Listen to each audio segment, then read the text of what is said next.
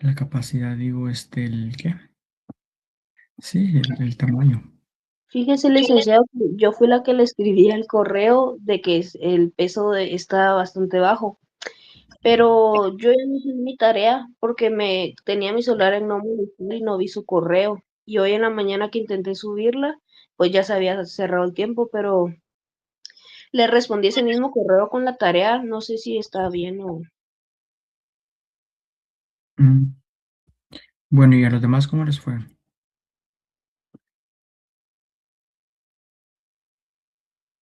Sí, yo mira que sí se había podido subir como, no sé si 3 tareas había subidas.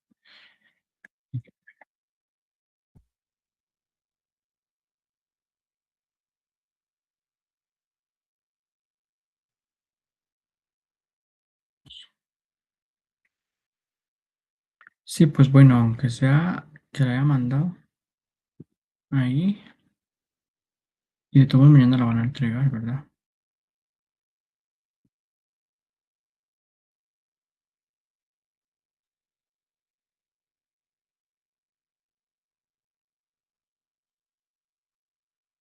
Bueno, de ahí, ¿qué tal? ¿Cómo les fue con... ¿Ya empezaron a hacer la hoja, la guía de estudio del agua? ¿Cómo les ha ido con eso?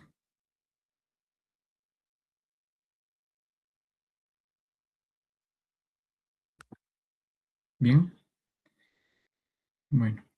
Hay una hoja de trabajo también referente em, a eso y vamos a ver cómo les va. Vamos a ver qué tanto avanzamos ahora. Espero que logremos avanzar bastante.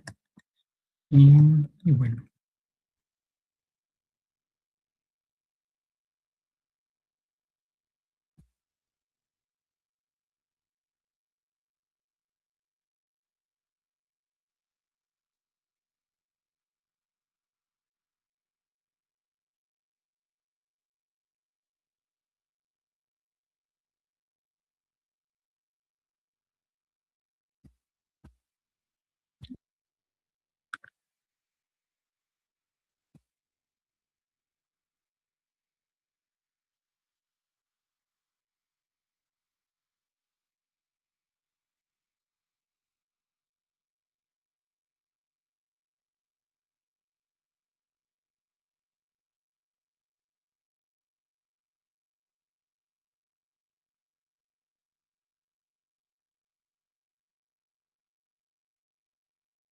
bueno, muy bien, jóvenes. Vamos entonces a continuar con el tema.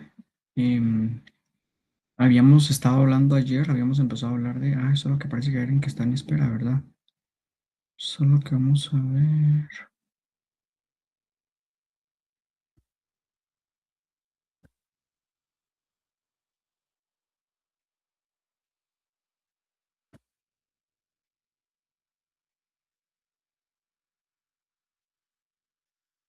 Mm,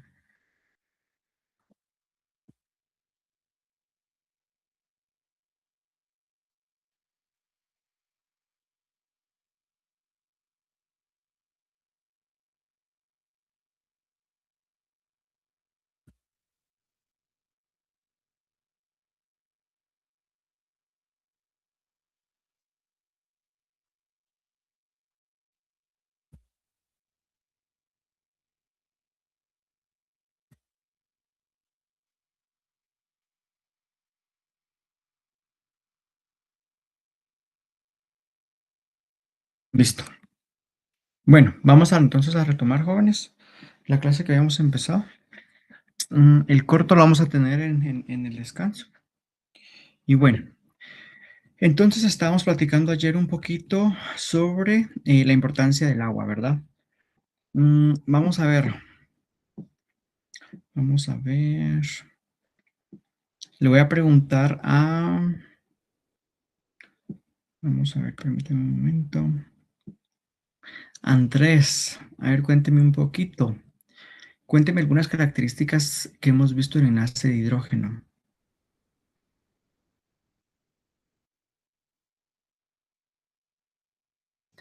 Del enlace de hidrógeno.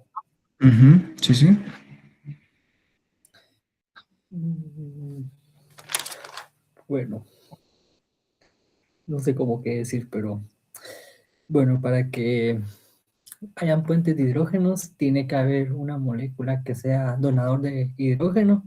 Esto quiere decir que debe existir un átomo de hidrógeno unido covalentemente a un átomo altamente electronegativo para que éste pueda donar el hidrógeno. Y también tiene que haber un aceptador de hidrógeno, que este es necesario que tenga pares de electrones no enlazantes para atraer el hidrógeno.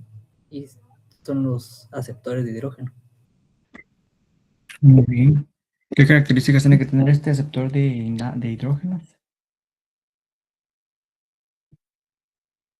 Sí, que también tiene que tener cierta electronegatividad, sí, ¿verdad? Sí, también tiene que ser un átomo electronegativo. Ujú. Y esos pueden ser nitrógeno y oxígeno también. Muy bien. Muy bien, muchísimas gracias, Andrés. Vamos a preguntarle a... Vamos a ver aquí. A ver, Fátima.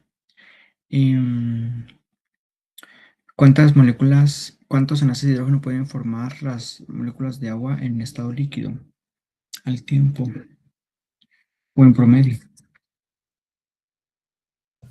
3.4 si no se mal. ¿Y en estado sólido? 4. Muy bien. Vamos a ver. Vamos a ver, Ángela. Le voy a preguntar un poquito a usted. Cuénteme entonces, ya habíamos hablado un poquito de los enlaces de hidrógeno. En las macromoléculas o los grupos funcionales presentes en la naturaleza, quienes tienen la capacidad de formar puentes de hidrógeno.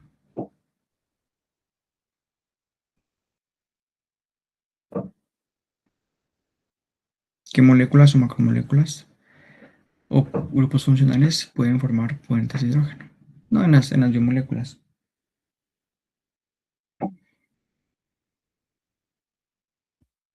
Ángela.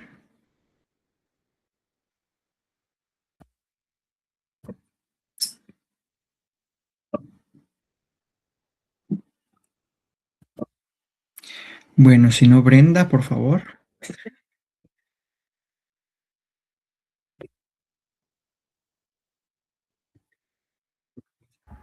¿Cuántas moléculas? Perdone.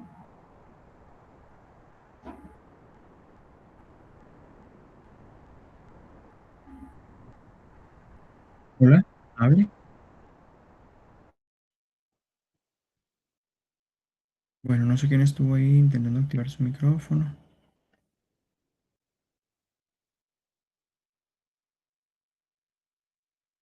Bueno,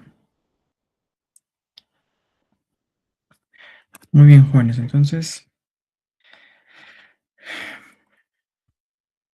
a ver, características del enlace de hidrógeno, que es un poquito más largo que un enlace covalente normal, ¿verdad?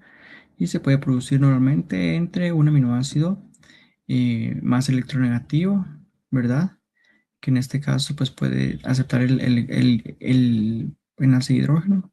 Y el hidrógeno, ¿verdad? Que está unido a otro átomo electronegativo también, en este caso es el oxígeno, ¿verdad? Que es el donador del hidrógeno. Y las moléculas en las que se puede formar el enlace de hidrógeno, pues bueno, en las que tienen, por ejemplo, carbonilos e hidroxilos, ¿verdad? Aquí están los carbonilos, y también las que tienen grupos amino, como cuáles, los péptidos, los aminoácidos, y también las bases nitrogenadas presentes en los ácidos nucleicos, ¿cierto? Bueno, esto fue lo último que platicamos ayer, ¿verdad? Platicábamos un poquito de las biomoléculas polares y apolares, así como de las anfipáticas. Habíamos mencionado que las anfipáticas tienen características polares y apolares, ¿cierto? En cambio, en las no polares, la mayoría de las moléculas presentes en su estructura, pues son apolares, por eso no tienen la capacidad de diluirse en medio acuoso o medio polar, como lo es el agua como solvente, ¿verdad? Bueno, entonces, eso nos da la pauta un poquito a hablar del agua como disolvente. Y habíamos empezado a platicar ayer un poco respecto a que el agua puede funcionar como disolvente, ¿verdad? Normalmente disuelve muchas sales cristalinas. Ayer les estaba comentando la capacidad del agua ¿verdad? Para rodear algunas sales, ¿verdad? Y esto lo hace hidratando los iones, ¿verdad? En este caso, la red cristalina que forma el sólido, hablábamos un poquito del ejemplo del cloruro de sodio. Esta red cristalina entonces se va a destruir, ¿verdad? Entonces, aquí tenemos, miren, esta estructura sólida, cloruro es el átomo más grande, y a ver, y si pensamos en la tabla periódica, a ver, recuérdenme cuál es el número atómico del cloro y cuál es el número atómico del sodio. Díganmelo, por favor.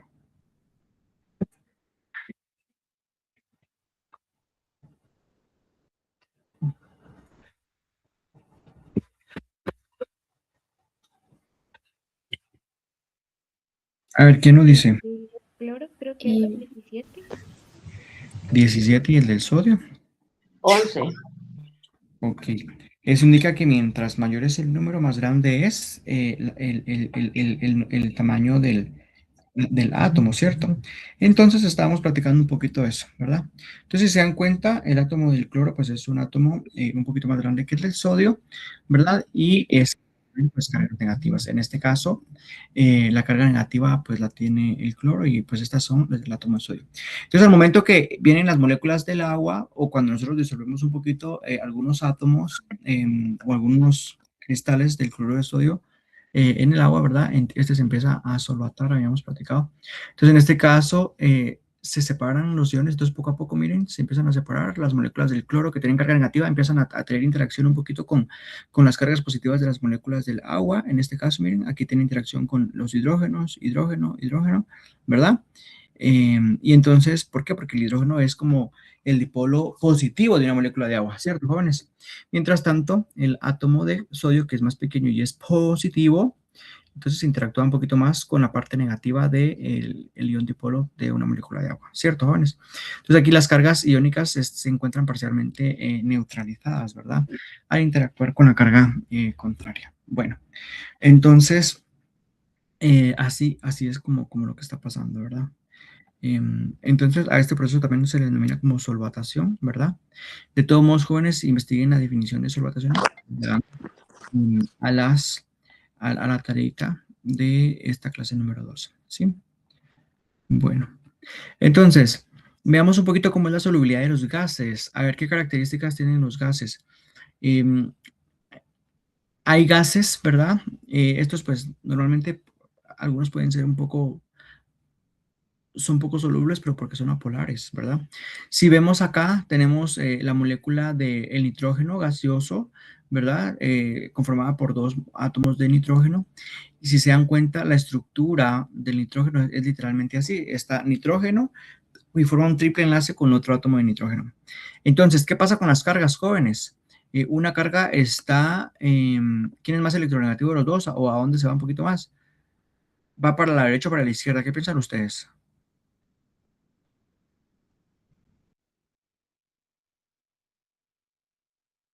Jóvenes, ¿están conmigo? Jóvenes, los invito por favor para que abramos nuestras pantallas. A veces siento que estoy hablando solo, entonces si los miro por ahí, pues me siento un poquito más acompañado. Así los veo y los puedo ver un poquito a los ojos. Y entonces, Si no estoy mal, creo que se cancelan las cargas. muy bien. Bueno, entonces resulta de que estos son igualmente electronegativos, tanto el nitrógeno como el otro nitrógeno, pues tienen la misma carga. Entonces no hay ninguna carga que haya predominante, ¿cierto? Entonces eso significa de que no es polar. Y si no es polar, no se puede solubilizar tan fácilmente. Y eso es lo que pasa con algunos gases, ¿verdad? Que se pueden anular entre sí. Lo mismo pasa entonces con el oxígeno gaseoso, ¿verdad? Bueno, porque entonces aquí cada oxígeno de estos tiene 2 electrones aquí y tiene 2 electrones acá, pero igual el otro, ¿cierto? Tiene tiene 2 pares de electrones cada uno de esos, pero ¿para dónde va? Ni para acá, ni para acá, ni para otro lado. Entonces, ¿qué? Se anulan las cargas, eso es no polar. Por ese sentido, entonces, estos dos son no solubles, ¿verdad? Pero veamos qué pasa con el CO2. Pero el CO2, pues de pronto que sí es polar, ¿verdad? Porque como tiene dos oxígenos, veamos cómo funciona aquí. Aquí tenemos, miren, el carbono. Sin embargo, el carbono está formando dos dobles enlaces, valga la redundancia. Aquí está formando un doble enlace con el oxígeno, que este ¿Quién es más electronegativo, el carbono o el oxígeno, jóvenes? El oxígeno. Entonces, este átomo de oxígeno jala para acá y este jala para acá. Pero vea, la dimensión de las fuerzas la dimensión de las fuerzas es la misma. Entonces también se tienden a anular. Entonces por eso el dióxido de carbono, porque es una molécula lineal, ¿verdad? Y las dos jalan para el mismo lado. Entonces también se anulan las cargas. Por eso estos tres son apolares y por eso no se pueden disolver tan fácilmente en moléculas de agua. Entonces, de esa forma también se puede restringir un poquito su movimiento, ¿verdad? Dentro de una solución acuosa, ¿verdad? Sin embargo, aquí tenemos otros bueno, entonces aquí podemos ver que no son polares, ¿verdad? Ninguno de los tres. Y a la vez, pues podemos ver aquí la solubilidad que tiene cada uno de estos en el agua. Entonces, miren, a 40 y a 50 grados, a 40, 45 y 50 grados centígrados, la solubilidad de estos es muy poca, 0.01 gramos por litro, o sea, casi nada. Igual acá en el oxígeno 0.035 en 50, pero miren el dióxido de carbono, pues bueno, tiene una solubilidad un poquito más alta que los dos, pero aún así es más baja, ¿verdad? Porque es 0.97 gramos por litro. El hecho de que tenga esto, algunas cargas electronegativas, puede hacer que se pueda solvatar un poquito el CO2 y que pueda, al momento de que se hidrate, pueda formar una otra molécula. Y ahorita vamos a ver de qué estamos hablando. Entonces aquí tenemos, por ejemplo, el caso del amonio. El amonio está conformado por un átomo de nitrógeno y 3 átomos de hidrógeno, ¿cierto? Pero en este caso, aquí hay carga parcialmente positiva del lado de los hidrógenos, ¿verdad? Acá, acá y acá. Y la carga parcial neta negativa como para acá, ¿cierto? Entonces, por eso hay una dimensión y una polaridad específica. Entonces, en este caso, este gas sí es polar y tiene una solubilidad determinada a 10 grados centígrados. O sea, imagínense ustedes a una a baja temperatura, 900 gramos por litro. Y aquí tenemos nosotros el sulfuro de hidrógeno, ¿verdad? O el SH2, como que si fuera el H2O. Y pues miren, este funciona casi similar como una molécula de agua, ¿cierto? Porque tiene una forma acá tetraédrica también, porque el azufre también tiene pares electrónicos en esta otra posición y los hidrógenos están como orientados hacia un lado, ¿cierto? Ah, bueno, algo que no les mencioné es que el nitrógeno acá también tiene un par electrónico acá, porque entonces puede formar su octeto, ¿verdad? O sea, necesita 3 para completar su octeto, pero siempre le sobra un par electrónico acá y entonces ahí está la nube electrónica. Por eso los hidrógenos están como aplastados, o no aplastados, pero están como ahorillados hacia a una posición en particular. Y entonces acá el sulfuro de hidrógeno también, miren, 1860 gramos en un litro de agua, o sea, es bastante, ¿verdad?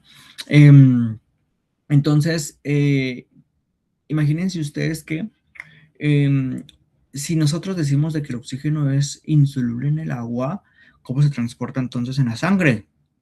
¿Quién me dice?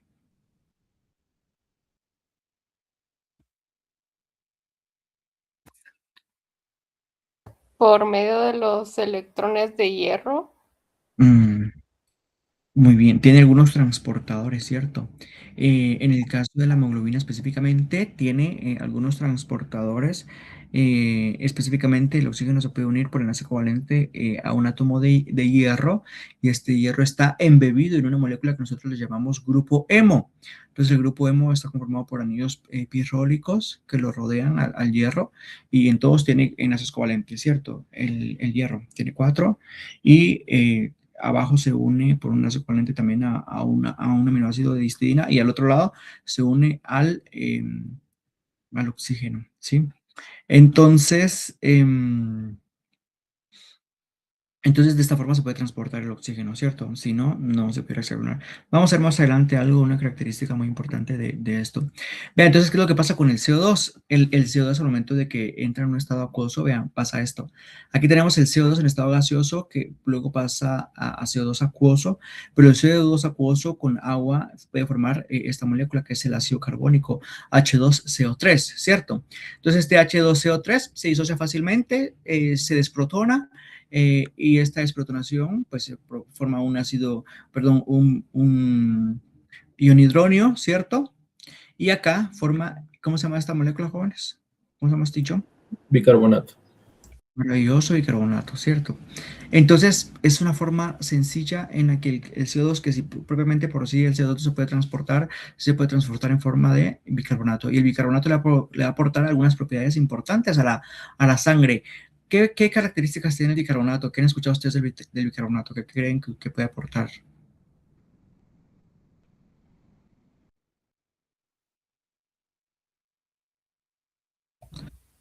A lo mejor propiedades como más básicas. Ah, muy bien. Entonces aquí, por ser un ion negativo, con carga negativa, tiene la capacidad de alcalinizar un poquito la sangre, digamos, ¿verdad? Por supuesto que esto necesita concentraciones muchísimo grandes para que pueda causar un impacto significativo en el pH, pero si esta es muy fuerte la cantidad de bicarbonato que se está produciendo, entonces sí puede alcalinizar la sangre y pues puede tener alteraciones ácido-base en el paciente, ¿cierto? Entonces, al momento que nosotros anulamos lo que sobra acá, pues tenemos acá que la reacción de aquí sería CO2 gaseoso más agua, tenemos ácido o iones de hidrógeno más bicarbonato acuoso, ¿cierto? Este bicarbonato después el cuerpo ya lo puede eliminar o es completamente soluble, ¿cierto? Es soluble, dice 100 gramos por litro y nosotros ya lo podemos eliminar por la orina, ¿verdad? De hecho, jóvenes, un dato curioso que de pronto les puede servir a farmacéuticos y a químicos, biólogos, bueno, nutricionistas también. Cuando hay alteraciones ácido-base,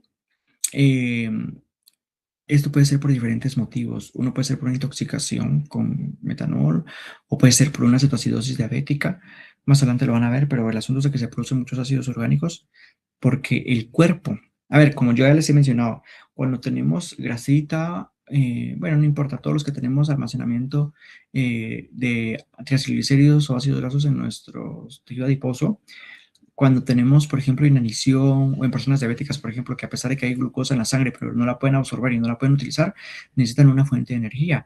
¿Y cómo utilizan esta fuente de energía? Pues por medio de los ácidos grasos. Entonces los ácidos grasos se liberan a partir del tejido adiposo y entonces forman una cosa que ustedes van a ver más adelante, pero se los digo de una vez, forman los cuerpos cetónicos que le llaman, pero que en realidad son algunos compuestos, como por ejemplo el acetato, el beta-hidroxibutirato, pero en conjunto se les llaman cuerpos cetónicos, apúntenlo por ahí.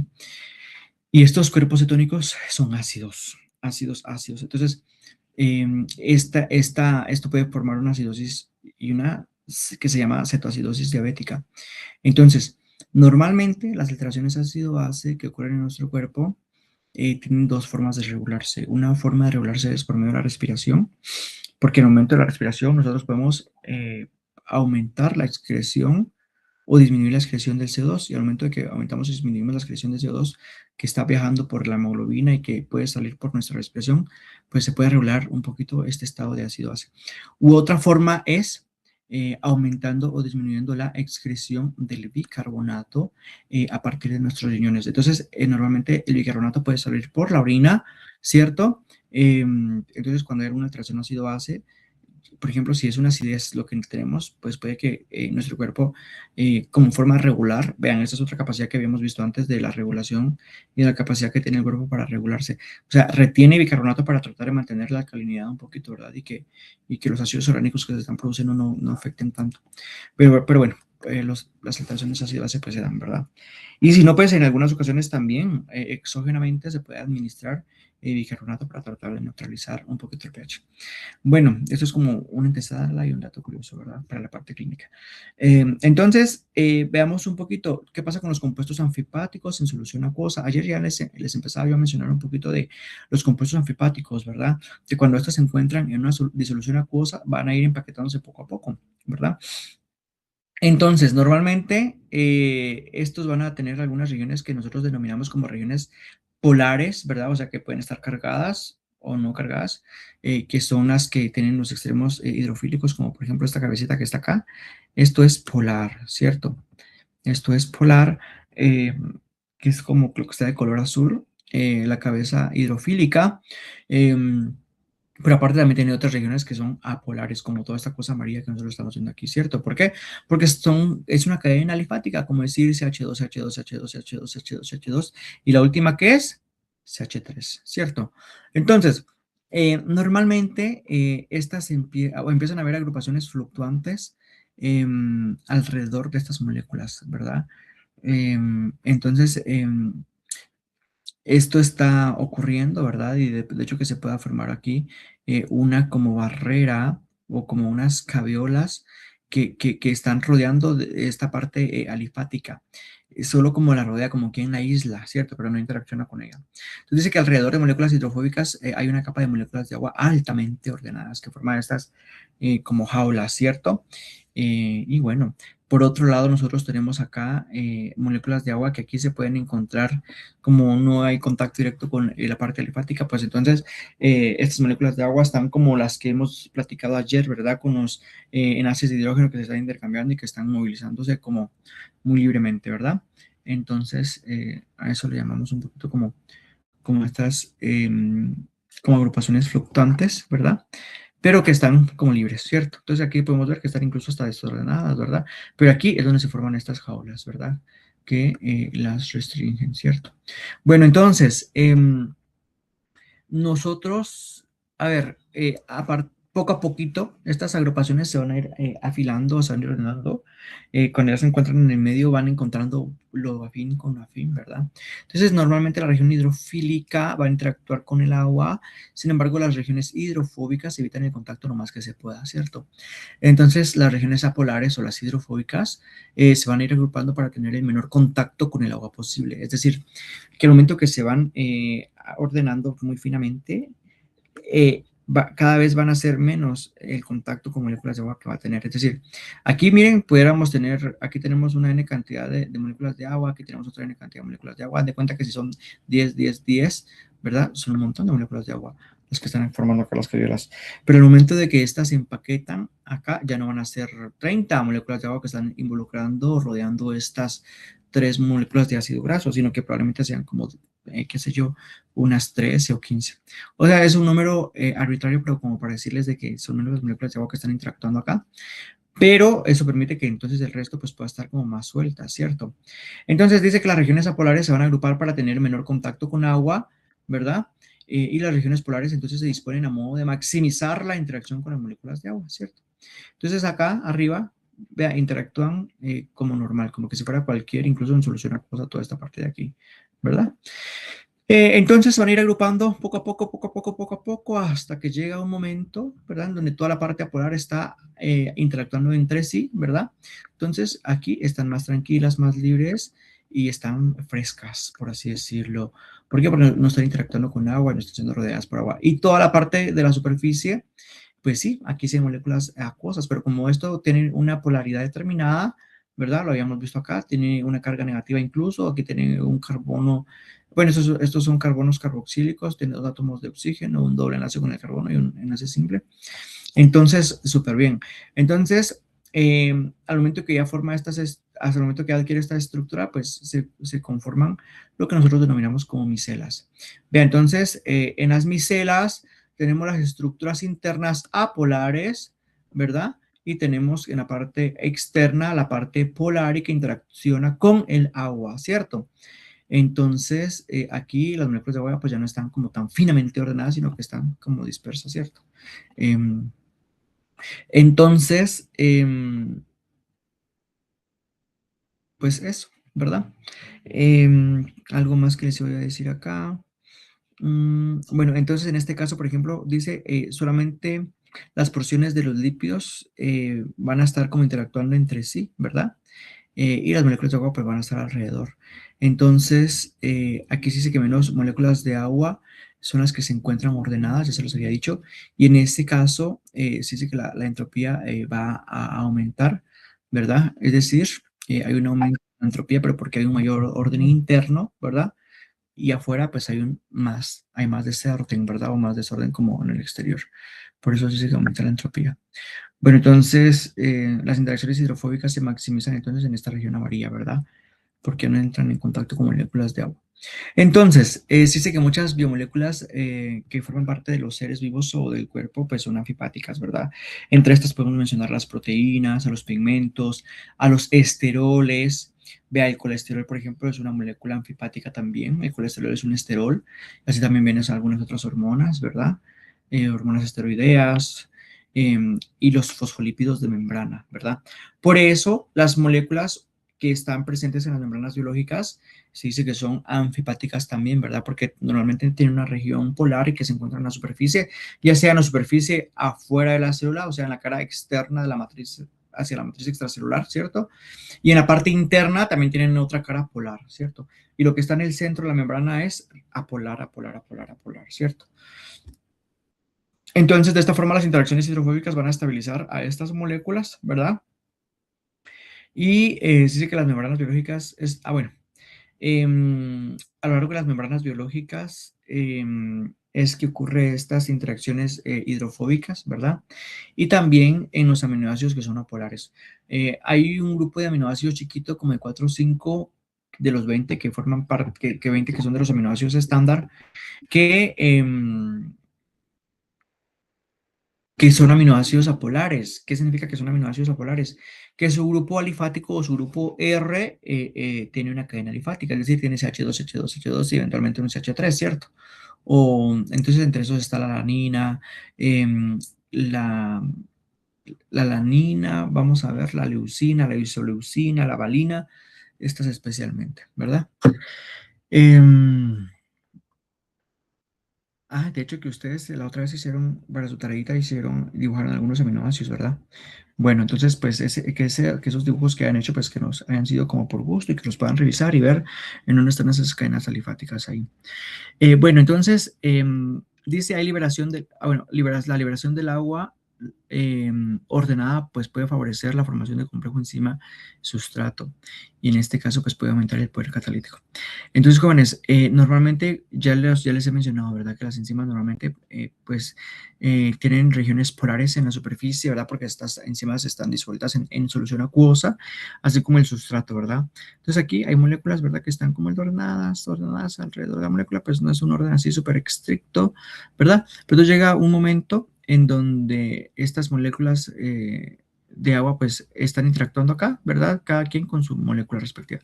Pero llega un momento en que estas moléculas de agua se pueden ver desplazadas, ¿verdad? Y en ese momentito, pues, cuando se encuentran desplazadas, pero por la proximidad de otras moléculas que pueden llegar y pues pueden entrar en contacto, ¿verdad? Con tanto el sitio activo como con el sustrato, ¿verdad? Entonces llega un momento en donde se llega a formar el complejo sustrato sitio catalítico de la enzima, ¿verdad? Y de esta forma se adquiere una determinada estabilidad por medio de la formación de puentes de hidrógeno o enlaces de hidrógeno, que nosotros ya las hemos estudiado muy bien, ¿verdad? Entonces esto pues llega a estabilizar esta interacción, ¿cierto?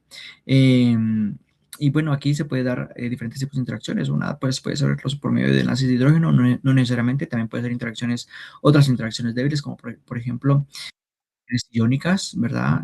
Interacciones carga-carga, especialmente cuando la carga son opuestas, o sea, una carga positiva aquí puede estar una carga positiva y del otro lado puede estar una carga negativa y pues es una interacción también de tipo iónica, ¿cierto?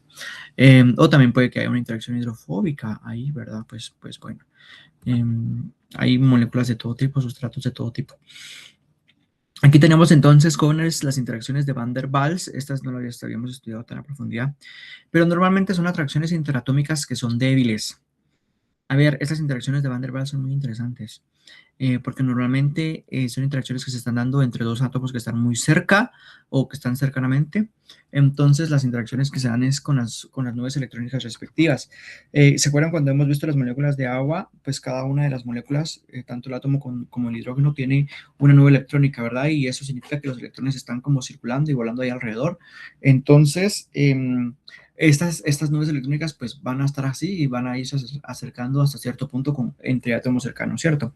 Entonces a las nubes electrónicas que los rodean van a influir, ¿verdad? Van a influir, pero va a haber como, en este caso dice que hay electrones que pueden crear un dipolo eléctrico transitorio al momento de estar aquí, entonces transitoriamente pues van a formar como un dipolo, ¿verdad? Como esa atracción de dipolo positivo, negativo y así. Entonces, se dice que se puede inducir un dipolo eléctrico opuesto también en el átomo cercano, como les decía, ¿verdad? Y estos pues van a atraerse entre sí, ¿verdad? es como cuando se dice por los opuestos se atraen, pues bueno, pues esto no es como mentira, ¿verdad? En el sentido que intramolecularmente pues pasa, ¿verdad? Como lo que les decía yo de positivo y negativo, pero con carga específica. En este caso pues solo son las nubes electrónicas, ¿cierto? Entonces, esta atracción va a darse así, ¿verdad? En las nubes electrónicas de cada uno de los átomos, ¿verdad? Pero llega un momento en donde hay una cierta atracción, pero hasta cierto punto que más ya no pueden interactuar. Entonces, digamos que interactúan un poquito acá, ¿verdad? Pero más ya no puede pasar más. Entonces se mantienen como así, ¿verdad?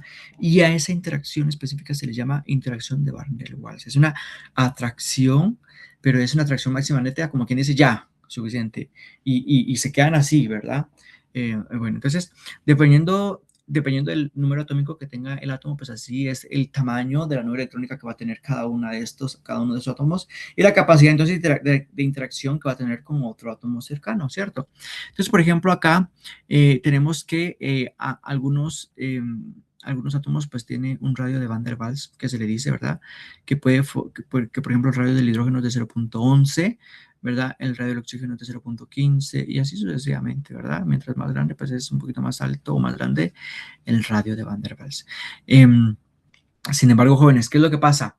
Hay algunos de estos átomos que en lugar de estar solamente asociados por medio de interacciones de Van der Waals, pues tienen asociaciones con enlaces covalentes específicamente, ¿sí?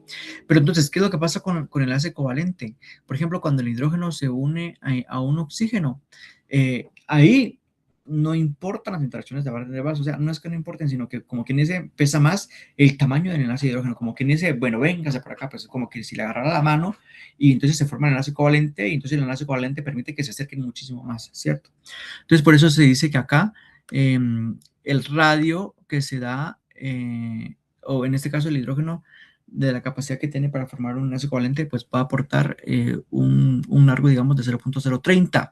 Si se dan cuenta, es muchísimo más pequeño que este, ¿verdad? Que es 0.11. Y si se dan cuenta acá, este es el del oxígeno es de 0.66 cuando tiene enlace covalente, ¿verdad? Pero el radio de Van der Waals del oxígeno es de 0.15. Igual en nanómetros es como la mitad de 15, 7.5, o sea, un poquito menos de la mitad, y este es como, sí, casi como un tercio, ¿verdad? Y así sucesivamente, ¿verdad? Entonces, ¿pero por qué sucede esto? Porque los enlaces covalentes atraen más o sea, es un tamaño específico que tiene, ¿verdad? El enlace covalente, entonces va a permitir una proximidad un poquito más cercana, ¿verdad? Entonces, la unión covalente disminuye la distancia de Van der Waals, ¿verdad? Y se dice que la suma de los radios de Van der Waals o el enlace covalente de cada átomo, pues forma la distancia completa entre estos núcleos. Es decir, que si tengo yo asociados a un hidrógeno y a un oxígeno, pues el tamaño completo entre el núcleo atómico es sumando 0.15 más 0.11, que va a dar 0.26, ¿verdad?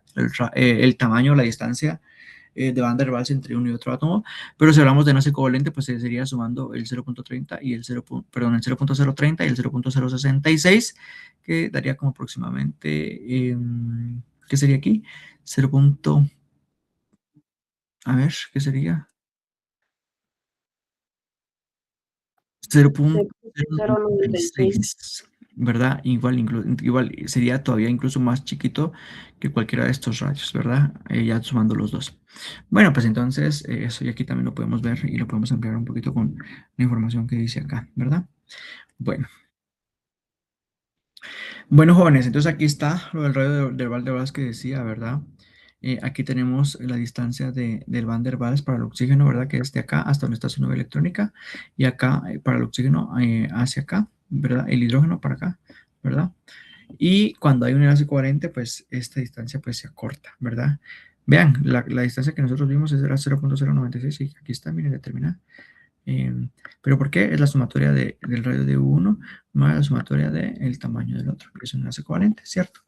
Y entonces, si estos no estuvieran unidos por enlace covalente, la interacción pues sería de forma diferente, ¿cierto? Y entonces aquí tenemos otra molécula, ¿verdad? Que tenemos el etanol, ¿verdad? Y cómo se forma esta forma de bolas. Pero es una estructura pues por radios de Van der Waals, ¿verdad? Que se ve así. Entonces aquí tenemos un oxígeno, pues un poquito más grande, ¿verdad? Tenemos el hidrógeno y aquí tenemos carbono, ¿cierto? De color negro y pues así normalmente se va a ver. Bueno, entonces, veamos ahora otro tipo de interacción. Veamos las interacciones carga-carga o el apareamiento entre iones. Normalmente, esta interacción se va a dar entre dos partículas que están cargadas, ¿verdad? Normalmente son potencialmente las fuerzas no covalentes más grandes, es decir, el enlace covalente es fuerte, ¿verdad? O sea, necesita como una gran cantidad de energía para poderse romper un enlace covalente. Pero después del enlace covalente vienen las interacciones débiles, como el enlace de hidrógeno, las interacciones carga-carga, las fuerzas de Van der Waals, las interacciones hidrofóbicas, que entre todas estas, las más fuertes son las interacciones carga-carga, ¿cierto? Entonces son potencialmente las fuerzas no covalentes más grandes. Algunos grupos funcionales pueden formar puentes salinos. Entonces, vea, acá tenemos el carboxilo que tiene una carga negativa, ¿verdad? Del oxígeno, que puede interactuar con el amino que tiene carga positiva de otra molécula adyacente, ¿cierto?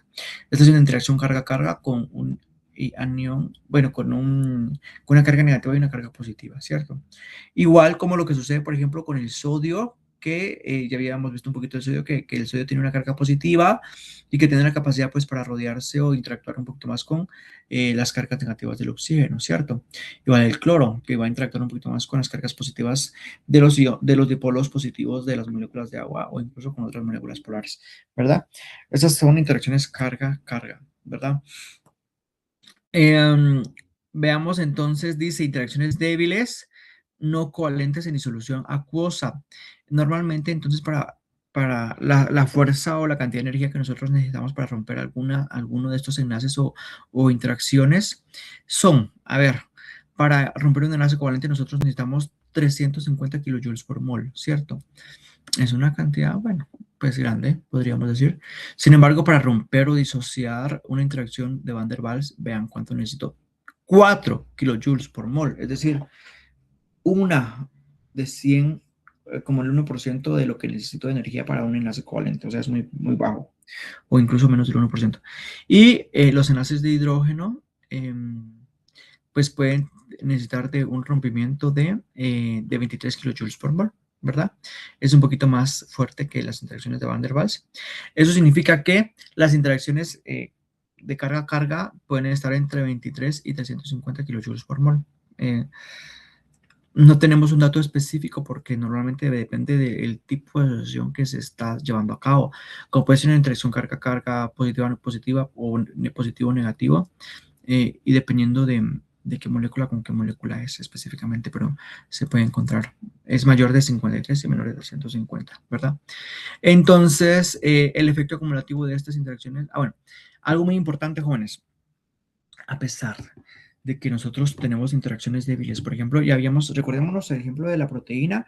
Cuando nosotros formamos una proteína, por ejemplo, la proteína de la Escuela de Vacaciones de Bioquímica 1 de 2026, y todos formamos un aminoácido, estamos agarrados de las manos, estamos estirados así, pero cuando nos apilamos, dijimos, pues estamos provocando interacciones débiles, ¿cierto? Pensemos que son los aminoácidos igual también, interacciones débiles. Cuando hemos adquirido la estructura nativa, ¿verdad? O está en forma lo más estable posible y con menor energía potencial, se dice que llega a tener una determinada estabilidad.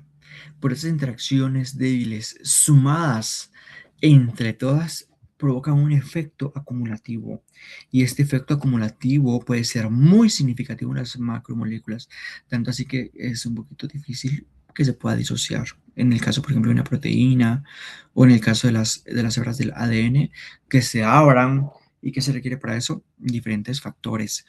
Uno puede ser la temperatura, otro puede ser un factor mecánico, puede ser concentraciones de sal, entre otras cosas, ¿cierto?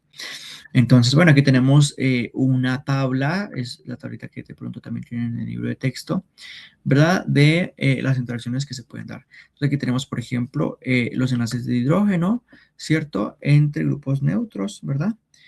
Aquí tenemos grupos neutros, aquí también tenemos entre enlaces peptídicos, ¿cierto? Un enlace peptídico es el que une dos aminoácidos, ¿verdad? Acá tenemos las interacciones, entonces este es el enlace de hidrógeno, aquí tenemos las interacciones iónicas, que pueden ser de atracción, como lo que sucede en uno con carga positiva y otro con carga negativa, como el amino y el carboxilo, pero también puede ser sodio y oxígeno, ¿verdad? Cloro, hidrógeno, si estamos hablando de las moléculas de agua. Pero también puede haber repulsión. Vean, entonces aquí tenemos la atracción y aquí tenemos la repulsión cuando tenemos o intentamos juntar dos moléculas positivas entre sí. Lejos de asociarse, pues se van un poquito como a repeler, ¿cierto? Entonces tenemos la atracción y la repulsión, ¿verdad? A ver, y entonces aquí están las interacciones hidrofóbicas. Jóvenes, presten mucha atención a esta imagen porque yo no sé por qué muchos como que no la cachan, ¿verdad? Entonces, por ejemplo, si aquí tenemos un medio acuoso, como lo que está de color celeste, si nosotros tenemos dos moléculas que son apolares o que tienen regiones apolares, vean, esto probablemente sea la valina o la isoleucina, ¿verdad? O sea, una colita alifática, y aquí tenemos pues otro aminoácido aromático, pero que también es apolar. Entonces, cuando estos interactúan, esto que está sucediendo aquí se llama interacción hidrofóbica, ¿cierto? Esta es interacción carga-carga entre estos dos, y esto es enlace de hidrógeno, ¿cierto? Mucho ojo con esto, jóvenes, porque no sé por qué a veces no lo logran ver. Entonces, estas interacciones hidrofóbicas son las que se dan entre las moléculas alifáticas, ¿cierto?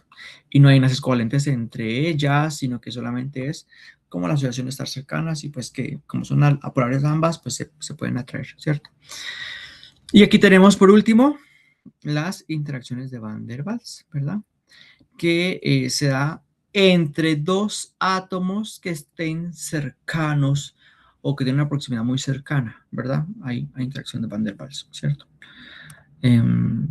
Como lo que sucedería si nosotros estuviéramos en clase, bueno, por el simple hecho de que estamos a la par al uno al otro, llega un momento donde, bueno, vamos a estar en filita y todo, pero ya hay un momento que ya no nos podemos como topar, ¿verdad? Porque ya, como que ya pasamos la barrera personal de la otra persona. Bueno, entonces, la estructura más estable de una molécula, o en el caso de las proteínas o de las macromoléculas, es aquella que se maximiza el número de interacciones débiles, que maximiza el número de interacciones débiles, es decir, las optimiza hasta más no poder. El plegamiento de una cadena polipeptídica, por ejemplo, cuando una cadena polipeptídica se pliega, pues ya puede formar una proteína, ¿verdad? Para dar una forma tridimensional específica o una única. Entonces, por ejemplo, la unión antígeno-anticuerpo puede depender del efecto acumulativo de estas interacciones débiles. Interacción antígeno-anticuerpo, ¿verdad? Y también se dice que, bueno, que de hecho como el antígeno está ahí solito, ¿verdad? Y el anticuerpo está ahí como vigilante, y el antígeno a veces entra como Juan por su casa y de repente, ¡pum!, el anticuerpo lo reconoce y dice, pues aquí te quedas o aquí quedaste, ¿va?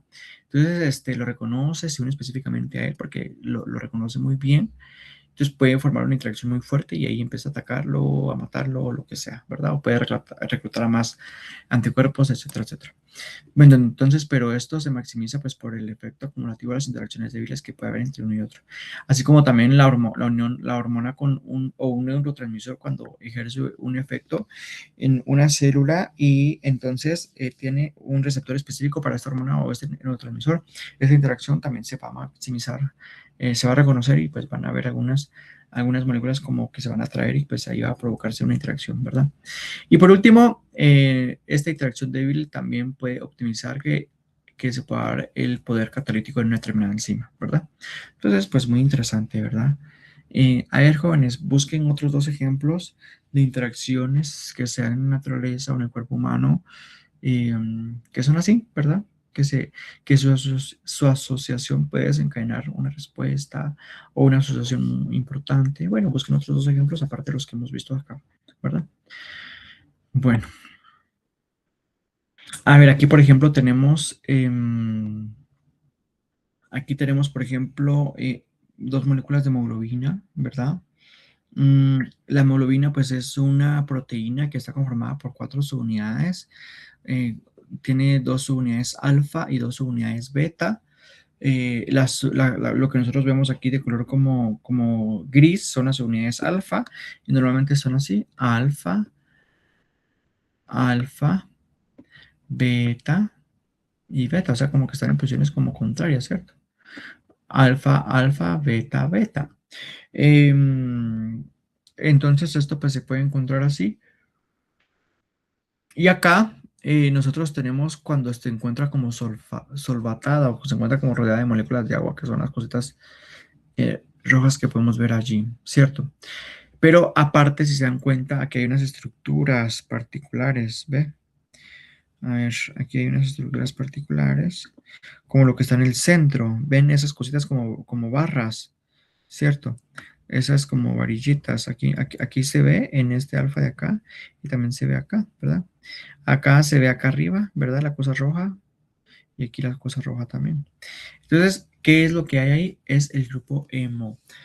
¿Qué características les dije que tenía el grupo hemo? Está conformado por grupos pirrólicos y en el centro tiene un átomo de hierro, que es lo que le permite la interacción y que permite como pegar el oxígeno pues a la hemoglobina que se pueda transportar. Entonces, si estoy hablando de que tiene 4 subunidades, esta hemoglobina y cada subunidad puede transportar un grupo hemo, tanto acá como acá, acá y acá. Entonces, la capacidad que tienen la hemoglobina de transportar átomos de oxígeno pues es de 4, ¿verdad?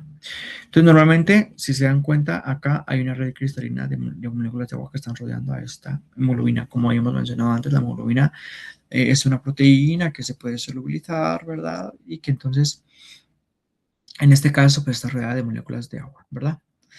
Vea, acá tenemos otros ejemplos. Acá, por ejemplo, podemos ver que en el citocromo, este es un citocromo, y aquí tenemos un hemo, un grupo hemo, o el propio nato hemo, que acá en el centro del grupo hemo, perdón, sí, pues el citocromo pues funciona como, em, puede ser un complejo, ¿verdad? Pero también puede contener grupos hemo, no necesariamente la hemoglobina tiene grupos hemo. Entonces, en este caso, en el centro o en el sitio activo, ¿verdad? También puede tener, bueno, pues el grupo, el citocromo, a veces, pues, puede tener como diferentes funciones, ¿verdad? Alguna puede ser como transportador electrónico o puede participar también en en el metabolismo de algunos fármacos, ¿verdad? Entonces, en el sitio activo, cuando no se encuentra una molécula a la cual catalizar o reducir o lo que sea, pues entonces acá, miren, se encuentran moléculas de agua en el centro que están ocupando acá y que pueden ir formando, interactuando como átomos de hidrógeno, ¿cierto? O bueno, pueden formar enlaces de hidrógeno a lo largo de toda esta región de sitio activo, las moléculas de agua con la superficie en ese caso, del citocromo, ¿verdad? Y aquí tenemos otro caso, ¿verdad? Aquí tenemos una molécula de glucosa. Acuérdense que ayer o anterior platicamos un poquito de la estructura de Fish o de Silla, ¿verdad? De la glucosa. Entonces, aquí ya está. Entonces, acá tenemos la molécula de glucosa en el sitio activo de una enzima precisamente, ¿verdad? Y aquí podemos ver que esta como se apila muy bien. Aquí el hidroxilo está formando puentes de hidrógeno al tiempo, ¿verdad? Aquí también tenemos que este otro hidroxilo está formando 3 puentes de hidrógeno con estas moléculas y este también está formando otros 2 puentes de hidrógeno y así sucesivamente, ¿cierto? Y todas estas interacciones, jóvenes y señoritas, pueden provocar una mayor estabilidad en esta célula perdón, en esta molécula o en esta interacción enzima-sustrato, ¿verdad? Y que en algún determinado momento va a provocar que se pueda llevar a cabo la transformación, ¿sí? Entonces, normalmente se dice que los solutos pueden afectar también las propiedades coligativas del agua. A ver, cuando hablamos de propiedades coligativas estamos refiriéndonos a las propiedades intrínsecas del agua. Una de estas pues, puede ser el punto de fusión, el punto de ebullición, el calor de vaporización, pues las que hemos visto un poquito al inicio, ¿verdad? Y algunas otras más. Pero por favor, averiguemos un poquito más cuáles son las propiedades coligativas del agua. Y si tienen algunos valores, pues podríamos colocarlos.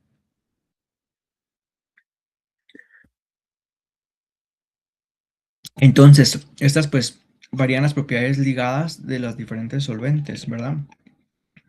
O de las que están interactuando entre sí.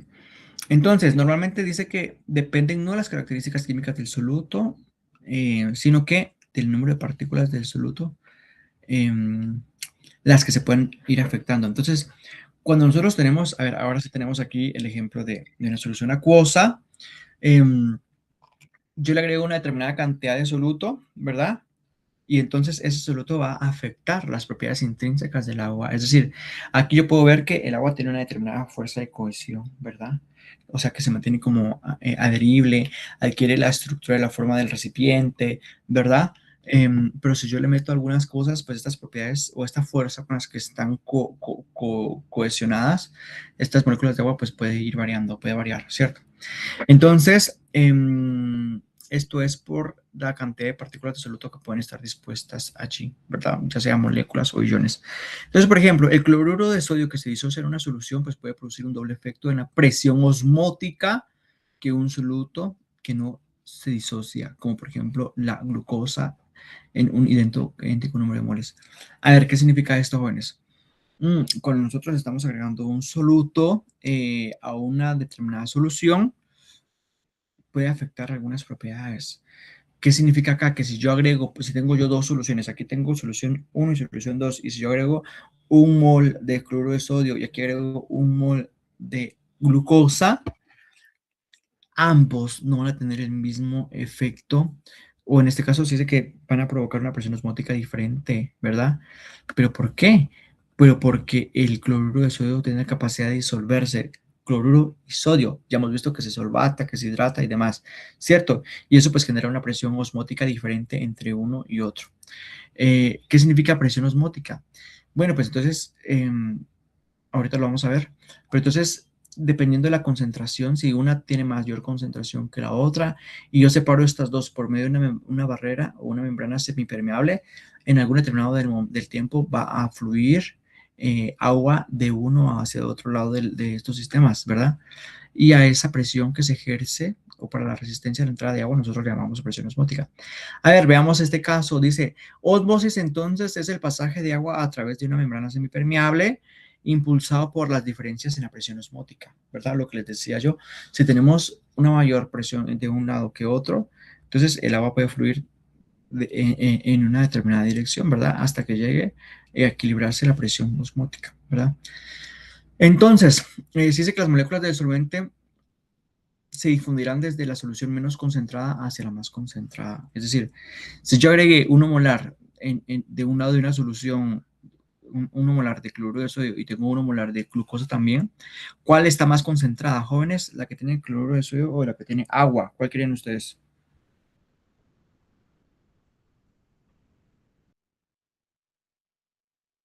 La que tiene cloruro de sodio.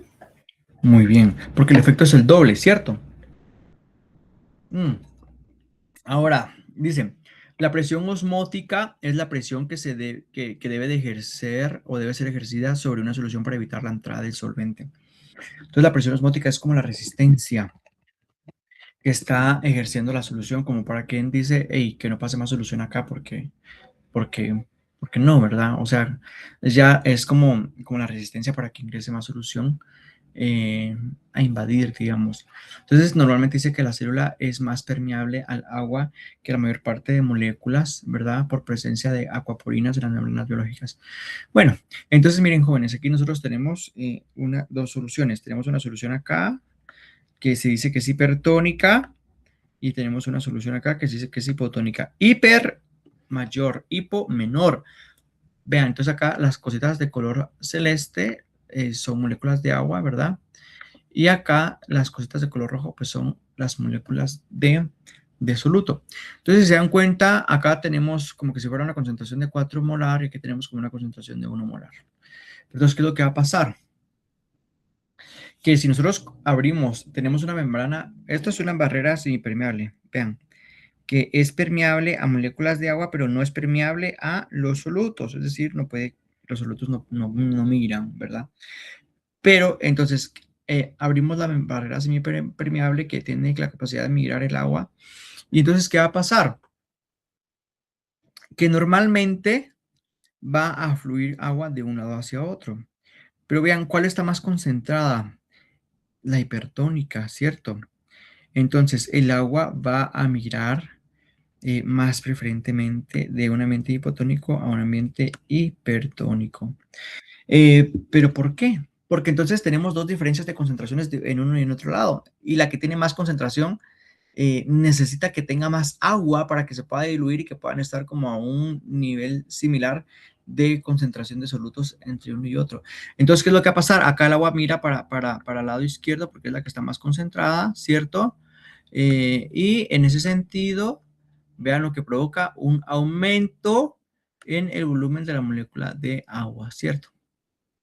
Aumento porque entonces hay agua que está fluyendo hasta ese espacio membrana y lo que quiere es como diluir o equiparar como las cargas entre uno y otro o las concentraciones entre uno y otro para que llegue al equilibrio, ¿cierto? Entonces, bueno. Entonces, pues habíamos hablado que la presión osmótica es la fuerza necesaria para detener la difusión de agua y depende del número de partículas en disolución, que nosotros esta cantidad de número de partículas nosotros las podríamos determinar o llamar o cuantificar por medio de los osmoles, ¿cierto? Bueno, veamos cuál es el efecto de la osmolaridad extracelular. Entonces, habíamos platicado que cuando hay diferencias en la osmolaridad entre el citosol y la solución circulante, puede que la célula se encuentre en un ambiente isotónico cuando hay similar concentración adentro de la célula como afuera de la célula. Entonces, en este caso, hay fluidez de agua tanto para adentro, ¿verdad? Como para afuera, ¿cierto? Casi que la misma proporción, ¿verdad? O sea, entra y sale agua y fresh, ¿verdad? Esto es en un ambiente isotónico. Igual, eh, igual igual concentración. Ahora, cuando se encuentra la célula en un ambiente hipertónico, ¿qué significa eso? Que la célula tiene una determinada concentración, pero la concentración es un poquito más baja, ¿verdad? La concentración es un poquito más baja de forma general. Pero vean, cuando hablamos de un ambiente hipertónico, aquí afuera miren qué concentración no hay, o sea, es demasiado cargada este espacio, ¿cierto? Y aquí muy poco. Entonces, ¿qué pasa? ¿En dónde hay más concentración? ¿Adentro de la célula o afuera de la célula? ¿Dónde hay más concentración de solutos jóvenes? Afuera de la célula. Y entonces, gracias, como hay más concentración afuera, la célula va a decir, uy, necesitamos estar igual con el ambiente externo. Entonces, ¿qué pasa? Saquemos agua, saquemos agua, saquemos agua para mantener como el equilibrio. Pero entonces, en ese sacar agua, la célula va a provocar un encogimiento, ¿cierto? Entonces, las células se encogen. Pero si por lo contrario la célula se encuentra en un ambiente hipotónico, es decir, que la célula tiene mayor concentración de solutos respecto a lo que se encuentra en el exterior de la célula o en la matriz extracelular o en el citosol, entonces, ¿para dónde va a mirar el agua acá, jóvenes? Si la concentración está mayoritariamente adentro. Hacia afuera. La concentración de agua, la concentración de soluto va a estar mayoritaria adentro de la célula. Y ya fuera de la célula va a tener una baja concentración de soluto. ¿A dónde va a migrar el agua? Hacia adentro. El agua mira hacia adentro, ¿verdad, jóvenes? ¿Pero por qué? Porque adentro hay una mayor concentración. Pero esto, mucho ojo y mucho cuidado, porque la célula en un ambiente hipotónico puede provocar un gran movimiento de agua em, que en algún momento la membrana biológica que está conteniendo esto, ¿verdad? Puede agrandarse y agrandarse hasta cierto punto que ¡puc! Llega un momento donde, hey, ya no aguanto, ya. ¿Y qué pasa con esa célula? Se puede romper, se lisa, ¿cierto? Porque ha sido tanta la cantidad de agua que entró que de pronto explotó, ¿verdad? Entonces, muchísimo ojo con esto, ¿verdad? Por eso, jóvenes, es muy importante que cuando nosotros hagamos ejercicio, por ejemplo, no necesariamente tendríamos que consumir nosotros agua. O sea, sí, pero de preferencia agua con electrolitos. ¿Para qué? Para que nosotros verdaderamente nos estemos hidratando, porque si solo tomamos líquido, ¿verdad? Y no tiene electrolitos, nos puede provocar algún daño, porque podemos causarle algún cambio a la osmolaridad o a la presión osmótica que se encuentra, que tiene la célula respecto al ambiente extracelular en donde está, ¿cierto? Por eso estas correcciones son muy importantes, ¿verdad? La solución salina que se administra a las personas, por diferentes motivos, pues sí depende qué es lo que tiene, ¿verdad? No es nada más así de usarlo. Entonces, si no se equilibra la cantidad de agua que está ingresando en un efecto, en un ambiente hipotónico, puede ocurrir lo que se llama la lisis osmótica. Para evitar esto, algunos protocolos dicen que tienen una vacuola contráctil que tiene la capacidad de almacenar o transportar moléculas de agua, ¿verdad? Y de esta forma, pues, el resto, de la estructura del protozoo pues, puede funcionar muy bien, ¿verdad? Sin necesidad que se rompa o se revienta. Pero porque esta vacuola que tiene esta capacidad. Y por otro lado, jóvenes, tenemos también las plantas, las células vegetales, específicamente en la pared celular. Estas paredes celulares pues, pueden provocar una determinada rigidez mecánica, ¿verdad? Es decir, que a pesar de que haya una diferencia considerable entre adentro de la célula y afuera de la célula, eh, puede aumentar agua, pero hasta cierto nivel, ¿cierto? O sea, puede aumentar la presión osmótica en el interior contra la pared, ¿verdad? Pero como tiene la pared celular, esto no permite que que la célula crezca mucho y que se rompa, ¿verdad? Y de hecho que esa es la característica que se le da a las células que tienen como la tungencia, ¿verdad? Que está como llenita. Y usted pincha y ¡pum! Hasta le sale un poquito de liquidito, ¿cierto? A eso se le llama la tungencia, pero por la cantidad de agua que se tiene adentro, ¿verdad? Y que no se va a perder. Entonces, te dice que en animales multicelulares, el plasma sanguíneo y el fluido intersticial, es decir, el líquido extracelular en los tejidos, se dice que tiene una osmolaridad similar al citosol. Vean, jóvenes, hay una osmolaridad similar al citosol, lo que dice que la concentración de iones extracelularmente es similar a la concentración de iones intracelularmente. Porque esto es importante, porque esto no se da solamente por cloruro de sodio ya, sino que sea por otros metabolitos, otros iones, incluso las proteínas pues pueden generar un efecto acá también en la osmolaridad, ¿cierto? Y aquí hablando de la proteína, aquí tenemos a la albúmina, que es una de las que precisamente nos da un valor muy importante en la osmolaridad del plasma, ¿cierto? O de la sangre. Bueno, entonces de hecho pues es la proteína que más aporta a la osmolaridad en la sangre, específicamente en el plasma, ¿verdad? ¿Por qué? Porque al haber una alta concentración de albúmina, equiparamos un poquito pues lo que está dentro de las células, ¿verdad?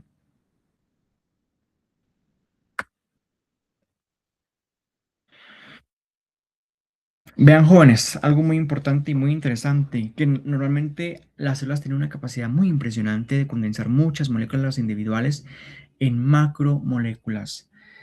¿Qué significa esto? Que ya les he platicado yo, ¿cómo se llama la estructura? No sé si se recuerdan, pero ¿cómo se llama la estructura por medio de la cual se pueden almacenar muchas unidades de azúcar y que se puede almacenar en el bueno, ya se lo dije, el glucógeno. Les iba a decir que se pueden almacenar en el músculo esquelético, como también se pueden almacenar en el hígado. Entonces, vean, todo esto que está acá son azúcares, ¿cierto? Lo grisito que está acá son azúcares. Esto también que está acá son azúcares, cada uno de ellos. Sin embargo, estos azúcares se van a ir apilando cada vez más, cada vez más, cada vez más, ¿verdad? Hasta que, vean, acá tenemos una proteína que nosotros le llamamos glucogenina, ¿verdad? Y acá empezamos a formar niveles de glucosa. Vea, aquí glucosa. A ver, aquí tenemos otro de glucosa y así sucesivamente. Sin embargo, a estas cadenitas de glucosa hay algunas ramificaciones, ¿verdad? Que son como las...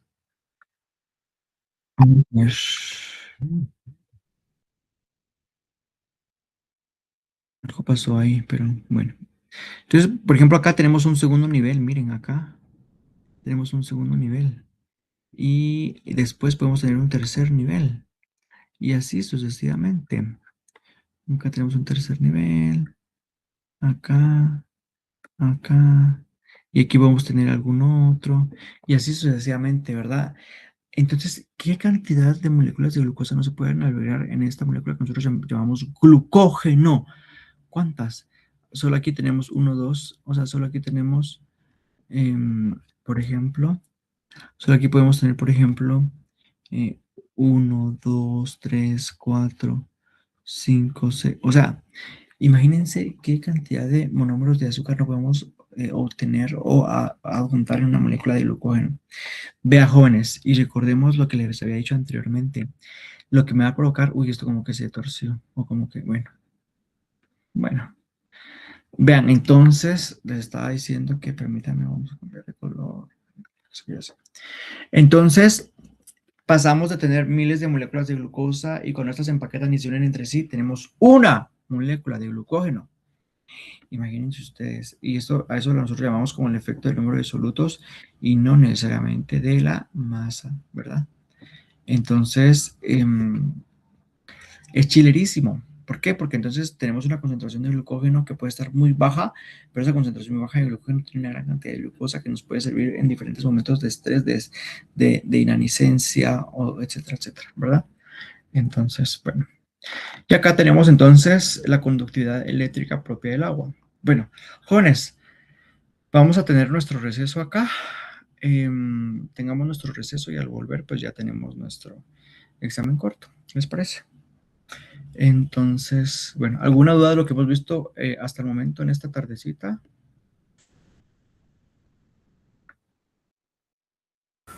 Todo bien, licenciado. Por el momento no, gracias. Todo claro como el agua. Listo. Bueno. Bueno, entonces tengamos eso y